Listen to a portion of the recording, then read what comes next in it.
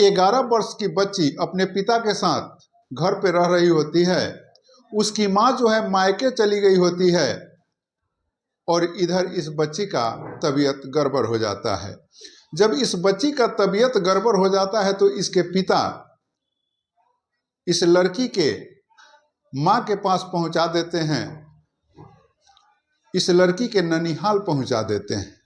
और जब यह लड़की अपने ननिहाल पहुंचती है और इसके ननिहाल के लोग जब इसे डॉक्टर से दिखाने के लिए ले जाते हैं और डॉक्टर के पास जब यह बच्ची जाती है तो जो खुलासा होता है उसे जानकर आप हैरान हो जाएंगे, परेशान हो जाएंगे, सोचने पर मजबूर हो जाएंगे कि आखिर इतना दरिंदा कोई पिता कैसे हो सकता है। यह घटना सारे रिश्ते नाते को सर्वसार कर देता है जब उस बच्ची का सच्चाई सामने आता है। कारण कि उस बच्ची को जो है उसका पिता जो है प्रेग्नेंट कर दिया होता है और वह बच्ची मात्र 11 वर्ष की होती है। तो आखिर क्या है यह कहानी, इसे मैं विस्तार से बतलाऊं इससे पहले नमस्कार, आदाब, सत श्री अकाल। मैं भागीरथ ठाकुर आज जो आपको सच्ची कहानी सुनाने जा रहा हूं, यह सच्ची कहानी राजस्थान के जयपुर ग्रामीण इलाके की है। एक दलित परिवार में वह व्यक्ति होता है, उसकी पत्नी होती है और एक 11 साल की बच्ची होती है। पत्नी जरा सा उसका मंद बुद्धि होती है और वह पत्नी को मायके पहुंचा देता है। वह अपने 11 वर्षीय बच्ची के साथ घर पे ही रह रहा होता है। किसी प्रकार की कोई परेशानी यह महसूस नहीं करता है। और एक दिन उस बच्ची को उसके माँ के पास, जो उसकी माँ अपने मायके रहती है और इस लड़की का ननिहाल हुआ, इस लड़की को ननिहाल पहुंचा देता है। और जब ननिहाल पहुंचा देता है, इस बच्ची का तबीयत तो गड़बड़ रहता है और इसकी माँ जो है, इस बच्ची की माँ जो है अपने भाई के साथ हॉस्पिटल लेकर के इस बच्ची को जाती है।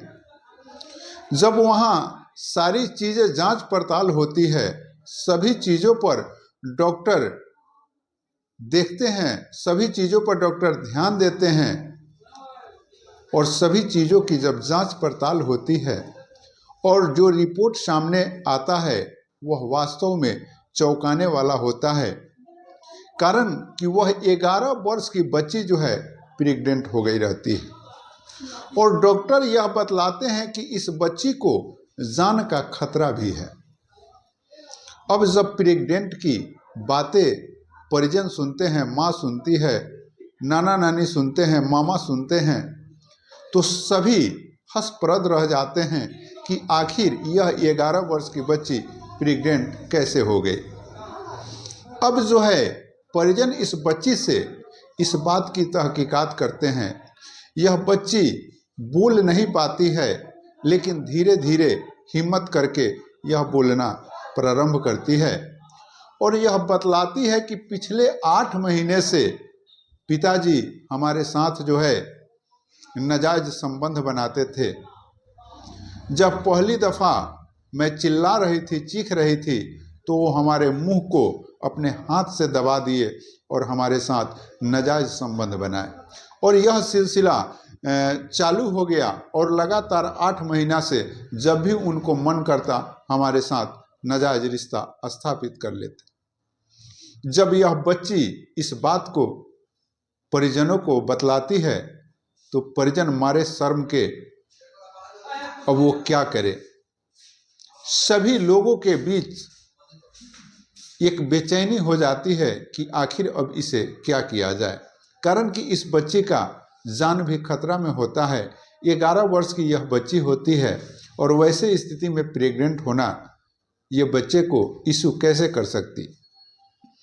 अब जब डॉक्टर यह बात कहते हैं कि भाई इसको जान का खतरा है, तो परिजन यह बात करते हैं कि भाई इसका एवर्सन कर दीजिए। जब परिजन यह बात कहते हैं कि एवर्सन कर दीजिए, तो डॉक्टर साहब कहते हैं कि नहीं, हम इसका एवर्सन नहीं कर सकते हैं जब तक आप कोर्ट से आदेश लेकर के नहीं आइएगा, कारण कि यह मामला क्रिटिकली है और ऐसे मामलों को बगैर कोर्ट के आदेश का हम कुछ नहीं कर सकते। अब परिजनों में एक बेचैनी तो है ही, यह बहुत बड़ी बेचैनी परिजनों के अंदर आ गई और अंततः परिजन कोर्ट जाते हैं। कोर्ट में मामला पेश होता है। जब केस की सुनवाई प्रारंभ होती है, जज साहब के पास जब मामला रखा जाता है तो जज साहब जो है सिरे से नकार देते हैं कि मैं इस लड़की के एवर्सन का आदेश नहीं दे सकता, क्योंकि एवर्सन में इसके जान जाने की खतरा है। वैसे परिस्थिति में हम इसको जान जाने का फैसला हम कैसे दे सकते हैं, और इस तरह से उस केस को खारिज कर दिया जाता है।